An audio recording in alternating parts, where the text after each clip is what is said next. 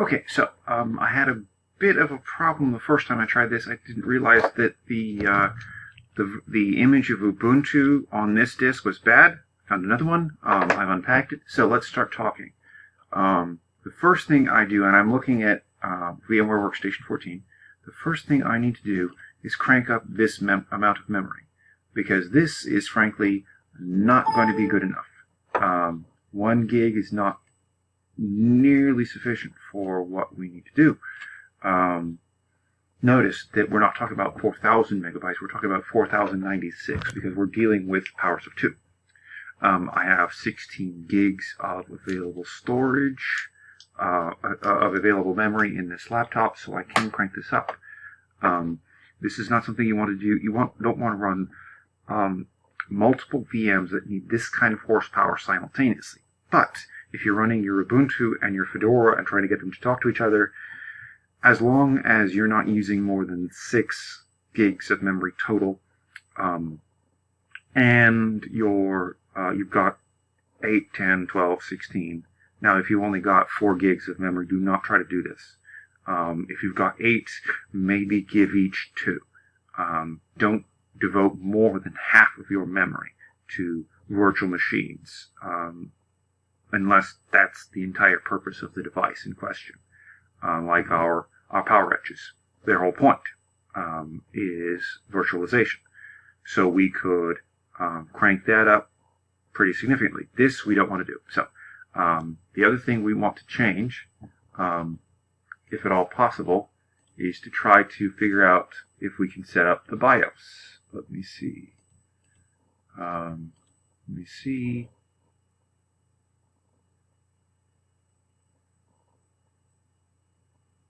Now, one other thing you'll probably want to do, I didn't introduce this for desktop, but it will be more important with servers.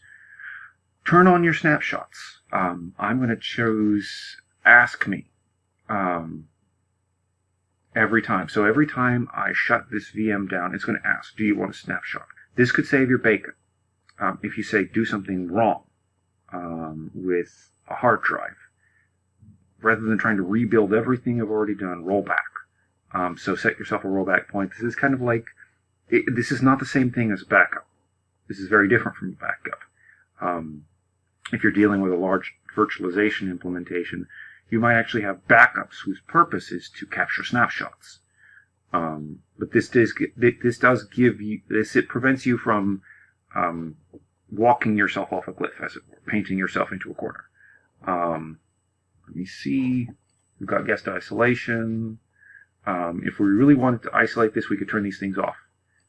We have no shared folders, but say if I wanted to, I don't know, run a VM with the latest and greatest version of Packet Tracer in it, because I didn't like the latest and greatest Packet Tracer, but I might need it.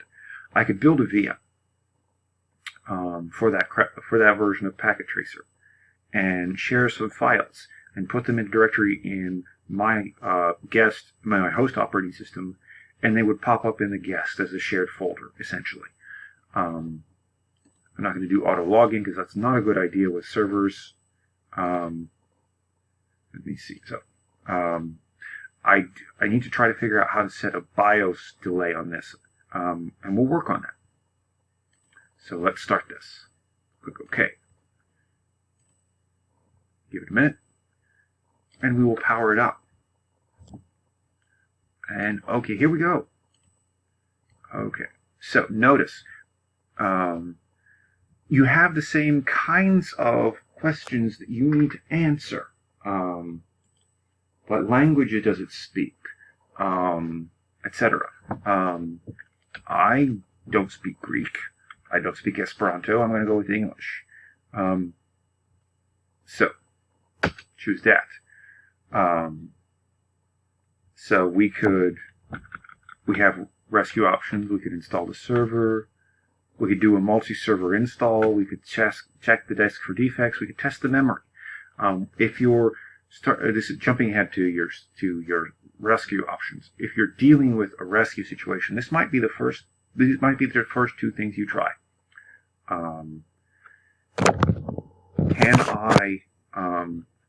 Do I have good memory? are my hard drives healthy? Because those are the things that are most likely to jump up and bite you on the nose, as it were. But we're going to install. So, this is what we would call the N-curses GUI, a very simple GTK-based GUI. It's the GUI that's not a GUI, sort of. So we choose English. We choose specifically United States English, not Zambian or Zimbabwean or anything else. U.S. English.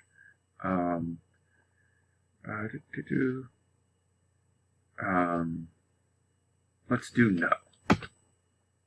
English U.S. English U.S. again. So the things you need to, so once you get up the basics out of the way, the things you'll need to know. The IP address, the gateway. Notice it's retrieving things, it's loading things.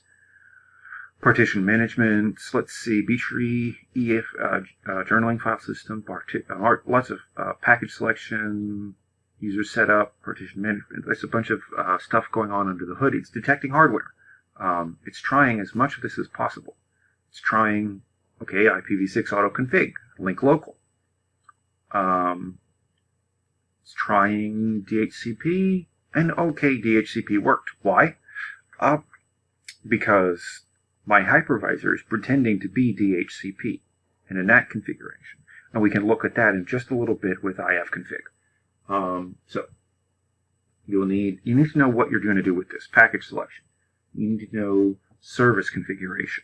You need to know, and let me hit Control-Alt. Remind me later. Okay, there. So I'm going to change this to UB14 SRV-AMP.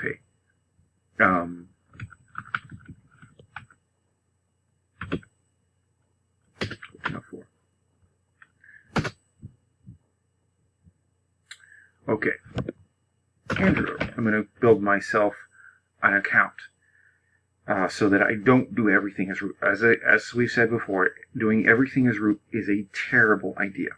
Let's see. Continue. Name, AMP as usual.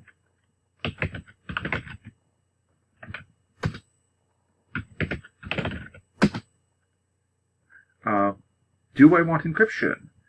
No, I do not want encryption.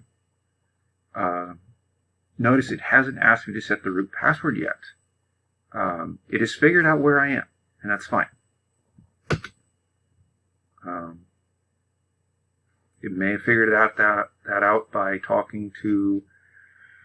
Okay, it may have figured that out by talking to my ISP or talking to the guest operating system. Sometimes it might talk to, I suppose, an NTP server. Okay. So let's use use the entire disk. Yeah, I'm not going with LVM. Notice that it is taking SDA1. It's building partition 5 as my ext4. 1 is my ext4. Partition 5 is swap. This is the same pattern we've seen before. You need one partition for the root of your directory, the slash directory, and everything hanging off of it, and one for swap. Swap you won't touch, but you do still need it. So we're going to go with that, yes. And it is thinking. So, while it's thinking, let's minimize that just a little bit. Actually, let's make this, see how small we can make this. Okay, so I've sort of made passing reference to some of this already, but how is it? Okay. Server installation. Kind of drag this over, if you don't mind. Slide. Okay, no, not that. So. As we said, they don't have servers do not have a GUI. You should plan to not need one. Plan for the extra tools and procedures and infrastructure to not need one. most of the time you'll be configuring things remotely via SSH. And it wants a proxy, but there is no proxy.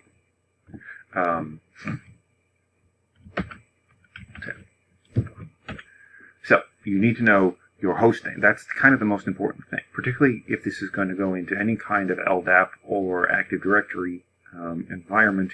You need that host name. It has to be unique. I believe it follows the same rules as we established with Fedora. You need to know whether you're going to let this thing auto-update itself. With things like apt-get, or aptitude is the graphical version, so not that. With apt-get, that's easy. You need to know what package selection. Right now, I'm just kind of letting it do its thing. My bootloader configuration. If there's anything weird and different to do with Grub, you need to know that going in. Say, feeding it special drivers, etc. Then, of course, your service configuration. The service configuration, as I mentioned, is what are you going to do with this? So, in terms of dealing with problems, if you have a segfault, basically you've got two devices that are both... Actually, you know what? I'm actually going to go with security updates. Security updates are a big enough deal that you want to open these right away. And let me see. I am going to do open, set up DNS. We think we might be doing Postgre and Samba and Tomcat. Tomcat, a lamp. Okay, lamp. Let's turn on lamp. Let's turn on everything. Now, this is a bad idea, but I'm doing it. I'm doing everything except, I'm not doing everything except virtual machine selection and manual package, because virtualization is going down the rabbit hole there. Now, this is not the sort of thing you would do normally. This is a great way to massively extend your attack surface. But I'm going to build it with everything because we might need it later. Actually, you know what? Yeah. The fun thing about this VM, so if I decide that I didn't want to do it that way, I can build a new one. And so I need to change the root password for MySQL.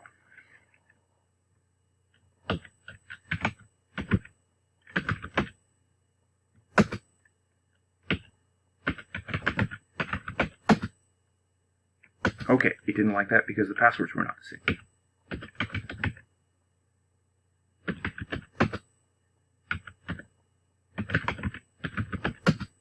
Ha! Good. Okay. Okay, this is a local-only mail server. We might turn that on. We might change that later, but right now we just want to be able to mail ourselves internally. Some of your logging systems might send mail themselves. And continue. And I think I have to pause because I'm coming up on a limit.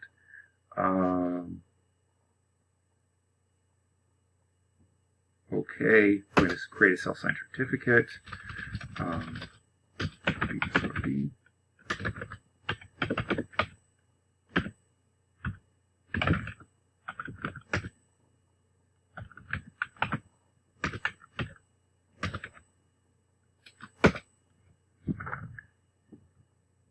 And I will be right back because this needs to think for a minute.